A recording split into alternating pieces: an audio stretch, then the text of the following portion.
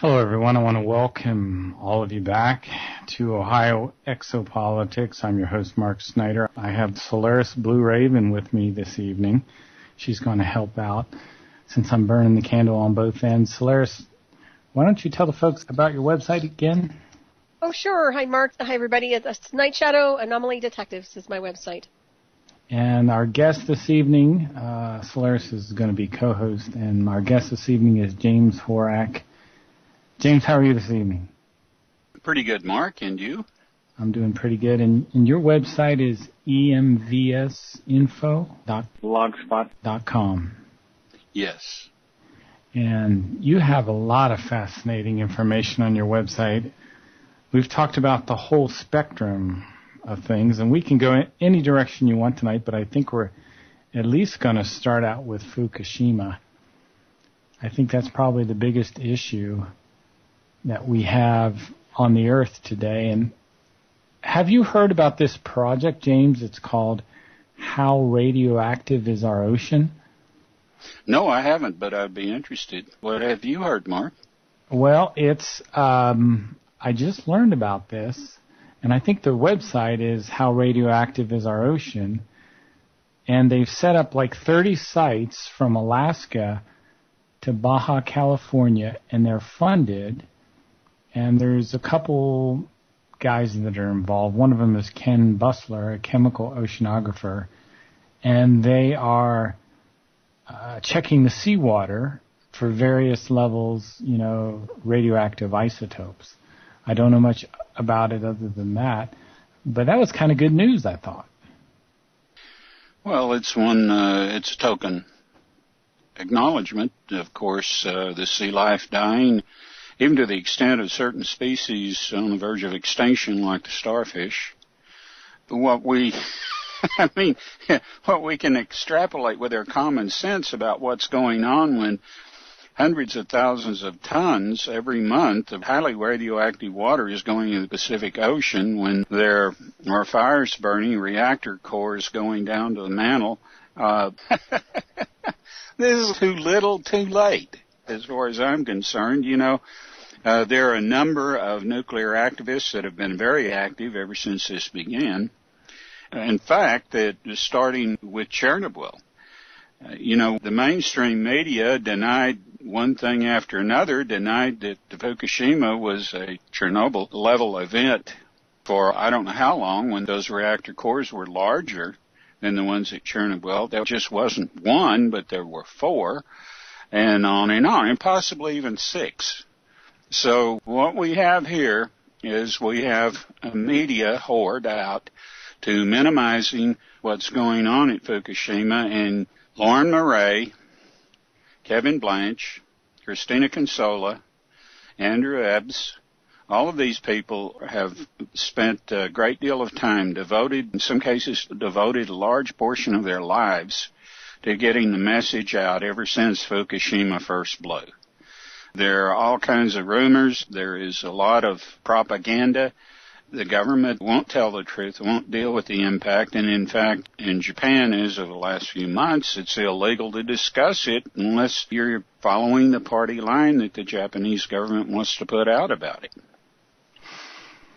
That website is www.ourradioactiveocean.com. And James, I've heard you talk about an explosion. You think this was all started intentionally, correct? Oh, I do. Of course, this is just putting things together and extrapolating possibilities, but I think what actually may have happened is that Japanese have been on the wrong side of the equation as far as the petroleum industry is concerned ever since they contracted for Kuwait's oil again, which they did, and was one of the leading reasons for Desert Storm.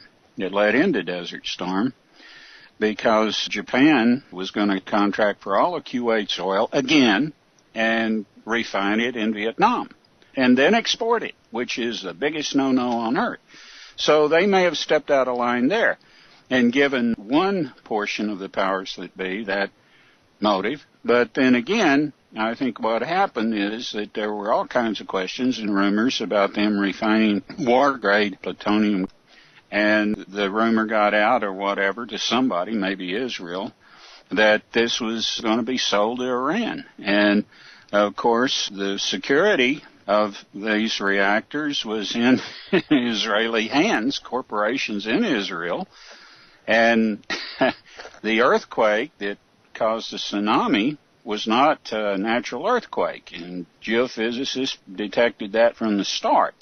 So, plus there was the Stuxnet virus, which was just virtually the sole property at the time of the technology available to Israel and the United States. So, when you put all this together, it looks to me like somebody sold Israel a bill of goods, and Israel caused this by various means, and it's gotten totally out of hand and is leading to an extinction event. So Fukushima's tsunami was caused by a nuke, is what you're saying? Yes. Well, the readings, the seismic readings, were of an explosion that began at maximum and then tapered off. And that's not how natural earthquakes, act. They build up to it, slip and slide and build up to it, and then you have the maximum event. So this was not a natural earthquake.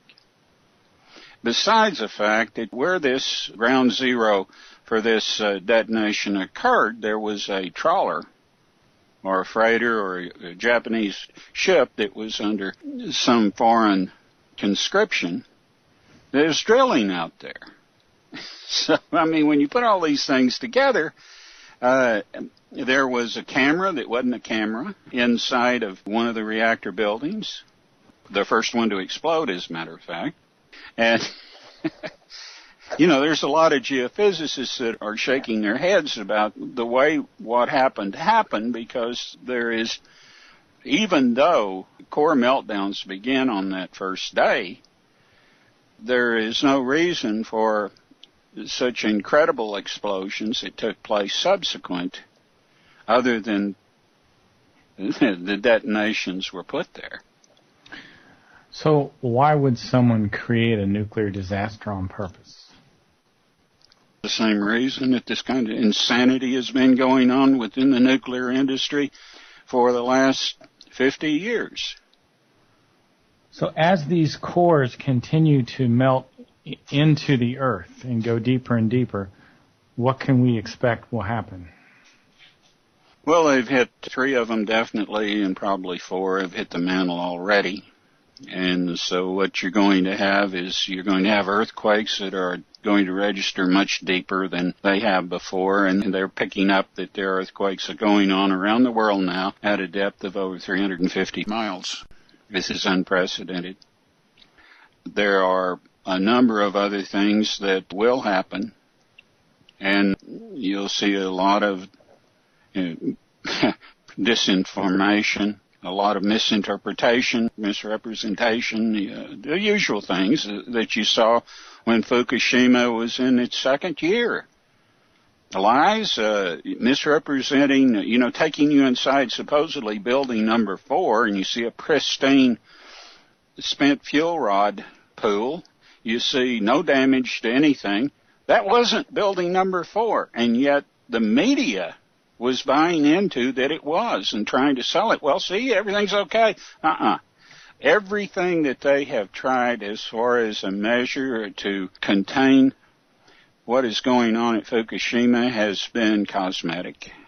At Chernobyl, it took thousands and thousands of men to go underneath the core and then work on encasing it in graphite and building a border to that just to stop it from going, because these things don't stop. Once they superheat to the extent that they do, they start utilizing fuel from anything around them. The reaction will continue indefinitely, and there is no way of knowing how far they can go. They will be stopped at the mantle, but the effect on the mantle in the geophysics of the Earth, especially of 4 cores that have fused together, creating an extreme mass, the effect on the mantle itself, because the mantle is in balance. Now it isn't. In the mantle, the movement of the mantle has to be relieved by movements by the Earth's crust, by the distribution of magma, which goes through fissures as this crust cushions the movement of the plates. So it's just a matter of time before we're going to have some major uplifts. And I would predict that there'll be major uplifts in the Ring of Fire in the Pacific Rim, that there will be major uplifts along Washington state coastline and all the way down the California coast. You know, when a major uplift occurs, these are going to impact inland on the continent. The Rocky Mountains were formed in minutes by the last uplift. In minutes. And this may be what you see next. The weak points, the San Andreas Fault and the New Madrid Fault Zone, which has been probably disturbed and made even more insecure as far as stability goes by what happened, what BP did in the Gulf of Mexico. So these cores melting into the mantle, how does that affect things like our moon? Your moon is in constant mass. It's the wrong size to be around Earth. And it wants to go in and come out. And there are machines inside the moon and engines on Earth to keep it relatively in orbit around the Earth. Now, there are changes, magnetic fluxes, gravitational shifts, the inconstant gravity wave on the moon and on Earth both. Although not like on Earth. In fact, the moon can hold helium, but the Earth cannot. So what you have is a degrading environment going even further, more unpredictable to the extent, and you're going to have a point of no return. If you lose your moon, you're in trouble. If the moon comes into Earth, of course you're in trouble. You're having help, but that's not going to last very long. Have you interacted with the EMVs about this disaster? I interact with every minute of every day. Have they given you any information? That's not my relationship with them. Are you comfortable with elaborating on your relationship with them at all? I am the liaison between the EMVs and the ETs. And anything that's worked out is worked out through me.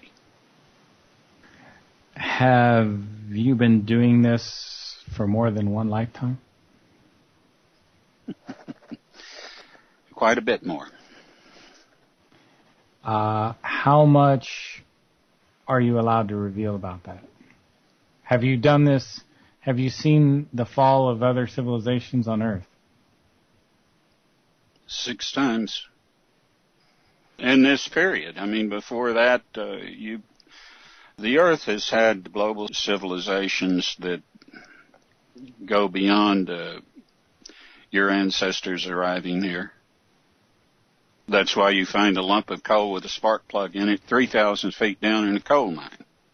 That's why you find pyramids that are buried beneath the floor of the oceans where there's no indication of how could they be there, other than a great deal of time has passed, more than millions of years.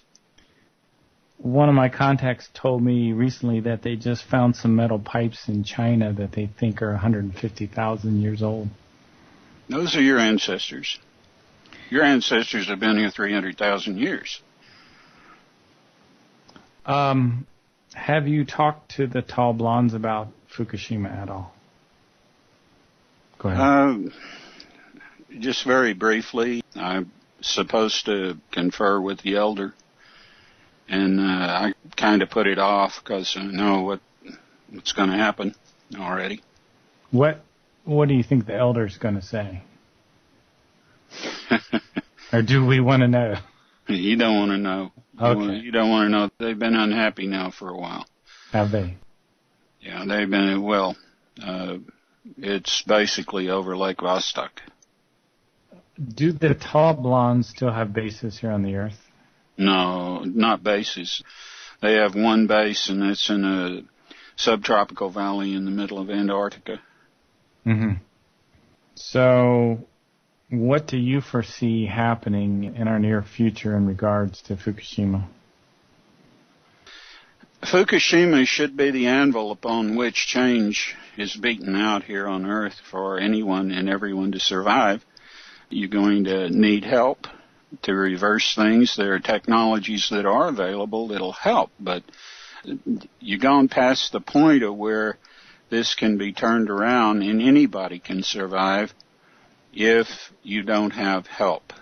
And there are a number of things, a number of technologies that are available to the ETs to salvage the planet, but you're going to have to change leadership. You're going to have to dispense with nuclear energy. It is suggested highly that you stop using oil and gas, and they will offer to help you develop alternatives. They will not advance any kind of technology that enhances your war-making capability, and they suggest very strongly that you dispense with that. I mean, wars are caused out of corporate greed and nothing else. And people, not just in America, but in the world, need to understand that no wars are fought for the benefit or the concerns of the people that are the victims of the war. None. Period.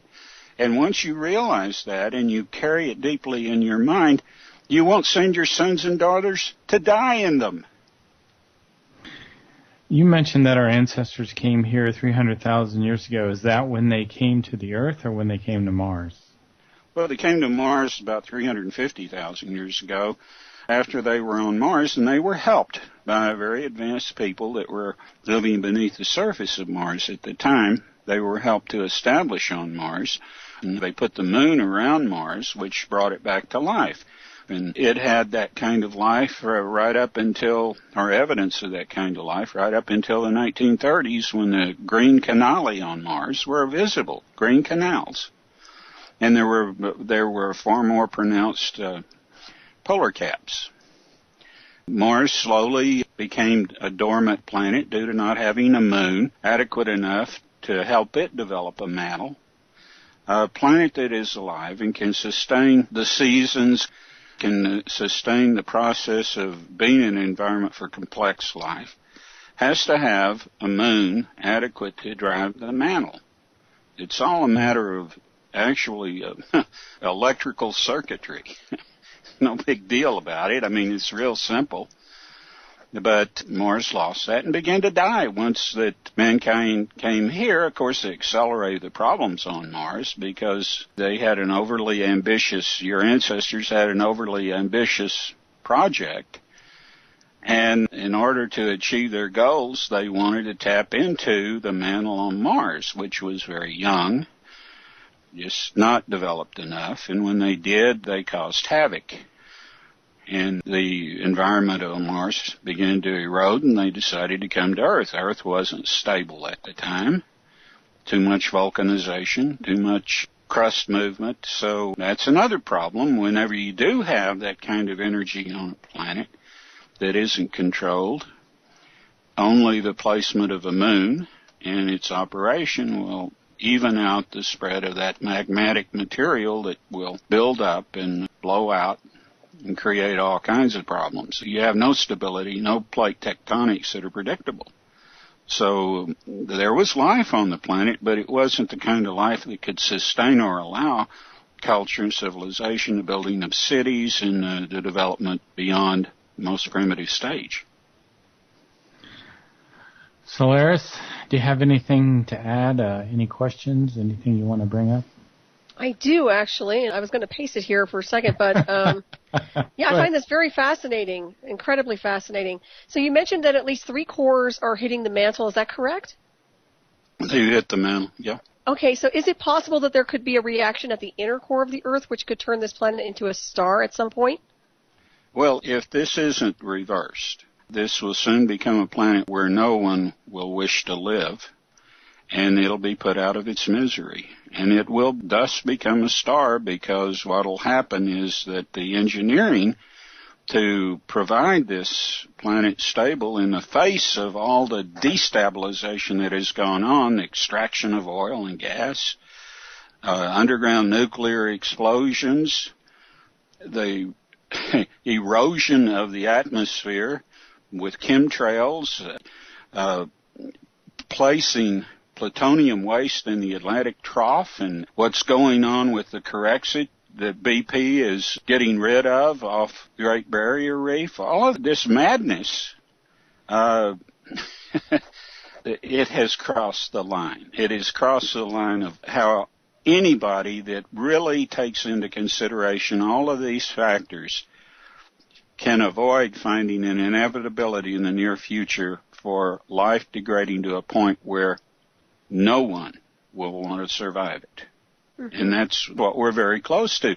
These idiots that think they can get in these underground bunkers in cities and be protected are the most foolish of all. They ought to know by now, with these deep earthquakes and with this crustal movement that's unpredictable entirely, that that's the most unsafe place to be. Mm-hmm. And, you know, there's one thing I'd like to point out about reactors. If you get a graph and you look at where these reactors are, you know, an enemy does not have to have a nuclear weapon. All they need is a missile that has blockbuster payload to hit one of these reactors and do the same thing. It's a matter of how rapid the environment will degrade and what it will produce in conjunction with what's already going on. Where these things are built, how old they are, how long that they have outlived their safe life, and how they were built in the first place, not ever up to standard. So, you know, the only reason that we're finding out about what's going on in Carlsbad, New Mexico, for instance, with WIPP, is that the people that are in the anti-nuclear movement have the information they wouldn't have otherwise that's coming to the fore because Fukushima is out there, so people can't hide it. They can't get this consensus going that, oh, yeah, well, it's safe. Yeah, oh, yeah, well, these things happen, but they're contained. No. You see, it's like Pandora's box. When it's opened, you can't control the flow out anymore. And that's what's happened. That's what Fukushima has done. That's the only good thing about Fukushima. Mm-hmm. So what we have, it should have happened with Chernobyl, but our horror media was so good about hiding that, why it happened, who was responsible for it, and what it did over the long term. I wanted to comment on something that Solaris was saying about the Earth becoming a star. I think I've heard you mention that in the past, James. Yes. Now, that was very interesting. I think Solaris was picking up on that intuitively. So can you elaborate on that, James, please? Well, I put it in a not so nice way. To be real, you have screwed up this planet. You have kicked Mother Nature in the behind. You have committed every sin that loss of common sense can allow. There are people on moons of Jupiter who would appreciate the additional energy hitting them. Whereas, what have you done? You know, the sign of the times is your military shot ICBM into the sun here a year and a half ago. I mean, you know, even the Mayan would be outraged over that. Why was that? I don't know anything about that. What happened? Oh, yeah. Well, there's a video showing it. Why? Of course, they're not going to admit. They know the trajectory. They know where it came from. They know what it was carrying. Of course, you're not going to hear it from NASA. You're not going to hear it from any of the cottage industry in the alternative media, but that's exactly what happened. And Shuni, who is a colleague of mine and is very competent, has compiled all of the images from NASA over periods of time and been very scholarly in doing so, can find this for you and show you. It's just so disgusting to me, I don't even want to look at it again. But I mean, this is the kind of thing that goes on this planet. they talk about it, and they're getting ready to shoot off a deep space travel vehicle, right? Ask yourself this. Why aren't they listing the people that are going to be aboard it? Because there can't be anybody aboard it. So what's it good for? So, oh, man. Why would they send a nuclear warhead into the sun? What's the purpose?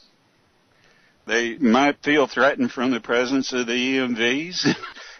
They think that they can, why did they send one to the moon?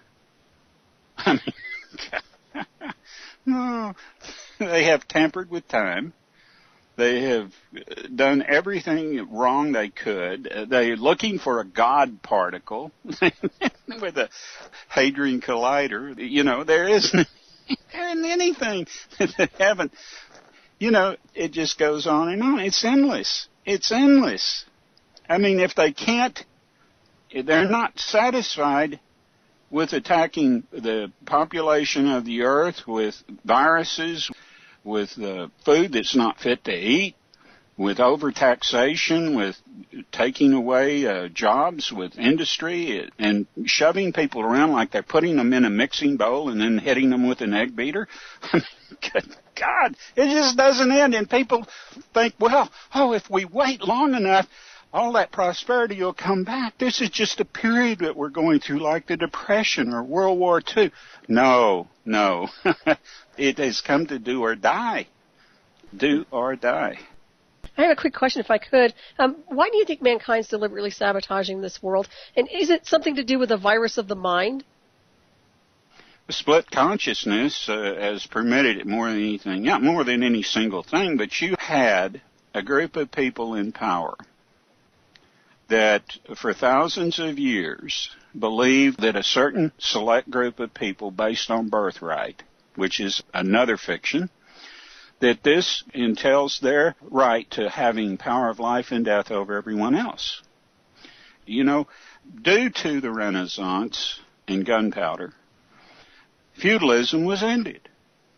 And yet now they have found a way, instead of armor and horses and swords that only the aristocrats could afford, now they have hydrogen bombs. Only a few nations can afford. Look what the Soviet Union, the United States, did with hydrogen bomb technology. They split up the world like pieces of pie and ran roughshod over it for 40 years, economically, politically, and militarily. Nobody could buck them, and they did whatever they wanted. And the worst thing the United States ever did was cause the fall of the Soviet Union, because that shuffled everything back up. Then, out of frustration and desperation, they put in this New World Order movement, which has always been there. It's been there since after the Civil War.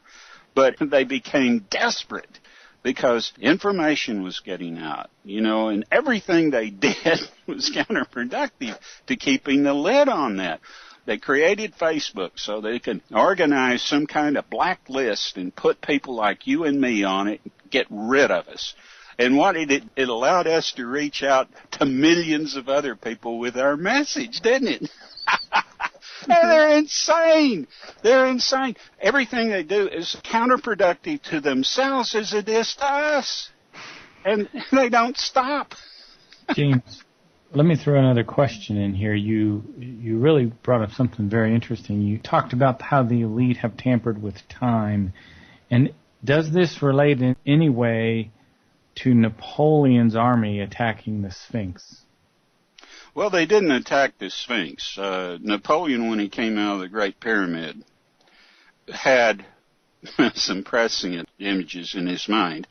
He knew that the Sphinx didn't have the right face on it at that point, so he ordered his cannoneer to shoot on the face and knock a chunk out of the face. Then he got together a team, and they went to the Valley of the Kings, straight to a tomb that had never been discovered. And he knew exactly where it was because of what? The visions that he got when he was in the king's chamber of the pyramid overnight. So he takes them there. Now, he's not the same Napoleon that went in the day before. This is a different guy. And so he goes to the Valley of King, opens his tomb up. It's a tomb of Horemheb, who was a successor to Tutankhamun. And they find this 20-foot pillar of solid electrum. And Napoleon decides, well, I'm going to drag that back to France. So he wore out team after team. And the first village, the first oasis village they came to, they left it there. It's probably still there. And it's worth a lot of money. Why did the Sphinx have the wrong face? It has the face of a man, because a particular pharaoh, in his arrogance, had the face of the lion replaced with the face of his own face. It was an outrageous transgression against the appreciation of the past, which goes back before the Upper and Lower Nile were united. And how do I know that? Well, there was a geologist that happened to visit Egypt one time, and he noticed that the erosion on the Sphinx at the base was caused not from wind and sand, but from water. So that Sphinx had been there when the Nile not only had a different course, but had a magnitude that cannot be explained in the last 250,000 years. So what did Napoleon see when he was inside the king's chamber? Well, it's not what he saw, what was done to him. What was done to him? Yeah. What was done to him? Microchip was put in his head that caused a bias, caused him to become a different person. Become somebody that would name himself emperor, that would fall back in line with monarchs, and that would lose at Waterloo. Solaris, I know you want to comment on that. That's fascinating, and I heard something else about that with the microchip. I would have to ask how or who is the designer of that microchip, and how would it have been inserted? Motorola. It's a Clipper chip, 4th generation. Okay, man, you got to explain this, James. Come on now. So what year was this that the microchip was put in Napoleon? Roughly a year and a half ago. But they went back in time. They had a way of achieving that. They knew exactly where he would be.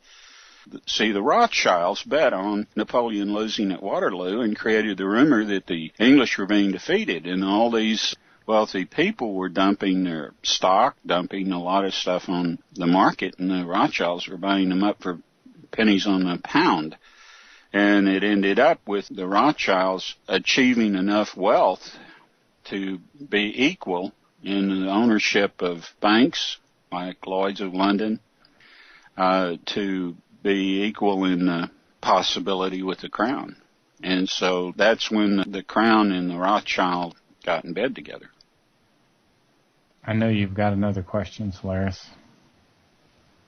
That's really interesting. My other question is, as my wheels are spinning in another direction, but I'm curious if you have any information insofar as the Great Pyramid having a vortex beneath it, which is basically trapped or has trapped a collective in consciousness from a very long time ago. Well, it's not just the Great Pyramid.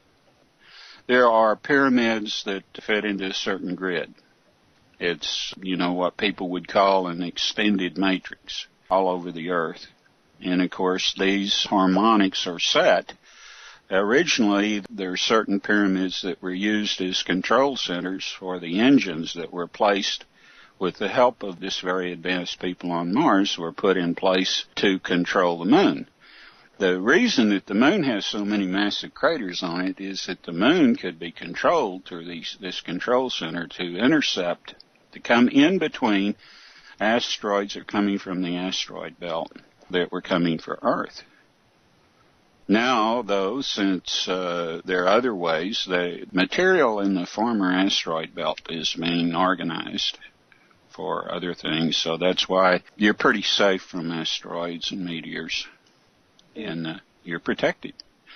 But that's going to end if things aren't turned around, because nobody can save you from yourself. The split consciousness is unique, to see if it can be civilized, and I know so many good people, and I've been involved with so many good people, and I have been a champion for earthbounds for a long time, and it breaks my heart to see it come to what it's coming to, and people have to wake up, have to start like a very close friend of mine, Crystal Clark, says, participating in their demise. Because it's what they've been doing. Mm-hmm. You have to wake up. You know, I say over and over again that where science has gone wrong is in shelving anomaly rather than investigating and trying to resolve it. Like what I'm saying about the moon, and the moon having this vast anomaly of changing magnetic fields and altering with gravitational fields that should be constant and are not, and then that it does not have the right perigee. Its distance from Earth is wrong. And they know that, but yet they don't try to figure out why. And they find little things out, like, yes, there's water on the surface of the moon. Why? To try and determine why, you know, they make these strange claims about an isotope of helium, and helium can have no isotope. It's not even an element. All of these things are so important, and yet the fact is that every one of their beliefs is based on a fraud. Mm-hmm. Every one. Helium, for instance, was defined spectrographically very early on, but was not identified.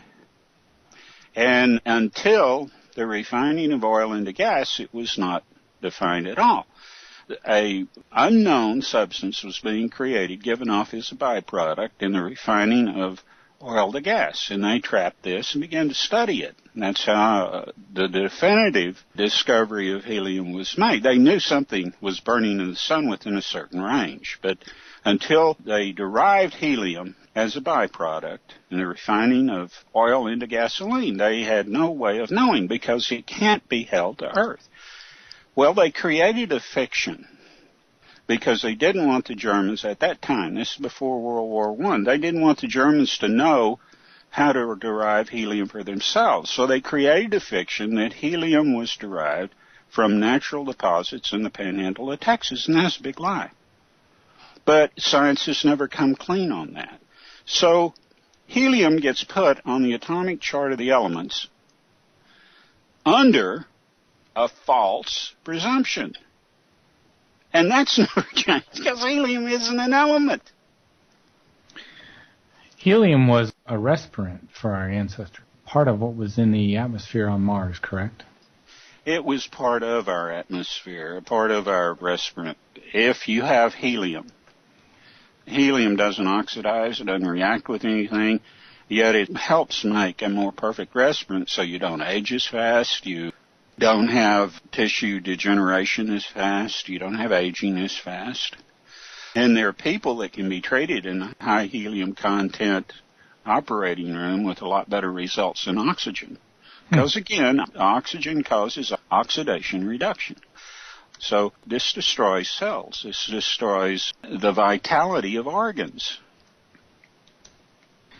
So our ancestors, when we were on Mars, we were breathing an atmosphere that had both oxygen and helium, correct? That's right. That's right. And you had unified consciousness. Your ancestors had unified consciousness. Well, explain that, please, James. How did we had unified consciousness on Mars. Explain what that means. That means it was much easier for us to follow a line of thought from beginning to the end, right? And you didn't have people running the show with the value system of a pig. You had people that had access to genetic knowledge and collective consciousness. They were far more fulfilled. It was virtually a classless society. Authority was based on wisdom, like with elders. You didn't get remunerated for contributing to the health of your society and the members of your society. The satisfaction came from you doing a good thing. No one starved. No one had disease. All of these things were so scant and so rare, virtually eliminated. But when you came to Earth, it took a process of almost 25,000 years. When you came to Earth, there were struggles. And during that time on Earth, there developed this caste system. It started out as specialization for tasks, and it became more and more and politicized. And that's when the evil started. Due to the fact that there was a problem with the moon, And there was this artificial setting going on, almost continuously, to keep the moon in place. And the people that had helped you had put the engines in place on Earth. They drew back to watch what you were going to do and to see what you could figure out for yourself, because they had that much respect for you. Your ancestors were very independent anyway. They hadn't joined an extended community like they could have. And that's what cost them their original system. That might be perceived as arrogance, but it could also be conceived as strength. So I wouldn't pass judgment on your ancestors. But these survivors that were going to colonize in deep space, with the moon as a vehicle for surviving where they might go, with all the material resources on the moon they needed, and the moon has a substructure, Earth has a substructure, suns have substructure. None of this is accomplished by accident. There's design in all of it. So what eventually occurred was that the problems in making these adjustments and not getting the settings just the way they should be started creating a difference in consciousness. I think that in many ways the Tower of Babel is almost a metaphor for what happened. It's just out of context with the history of the matter.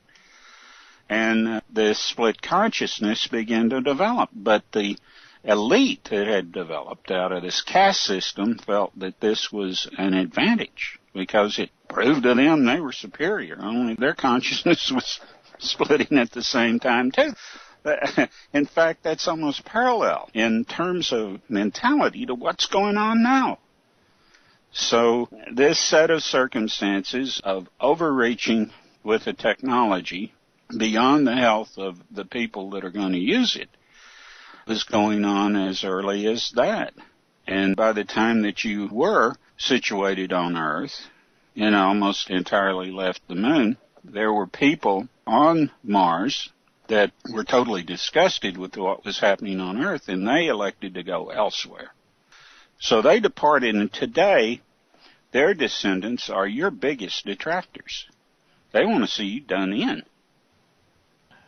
Did we have to be genetically altered for life on Earth? In other words, I imagine the Earth's gravity field was heavier than Mars. Did our skeleton have to be adjusted?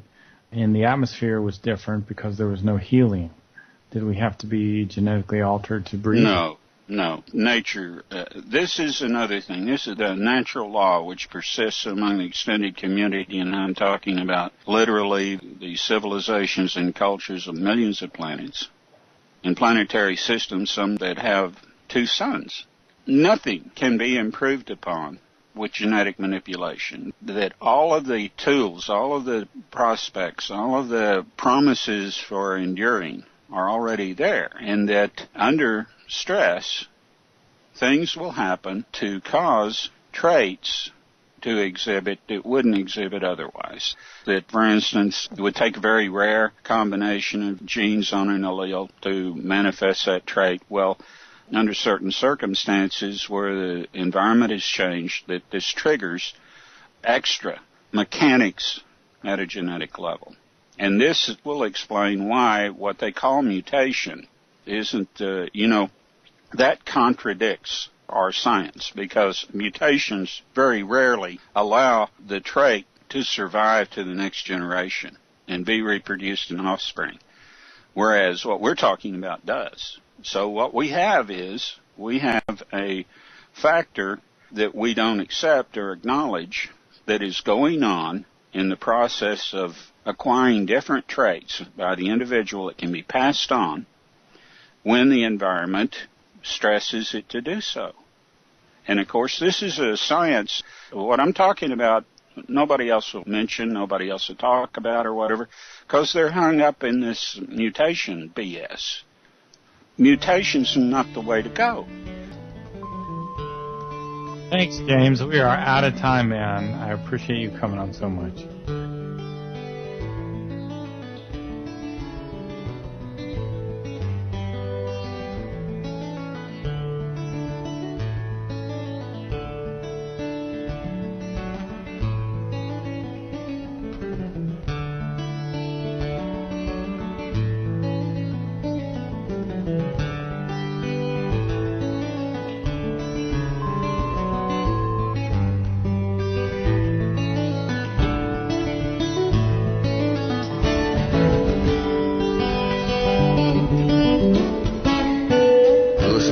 Christian Radio at freedomslips.com. And we'll be right back after this message.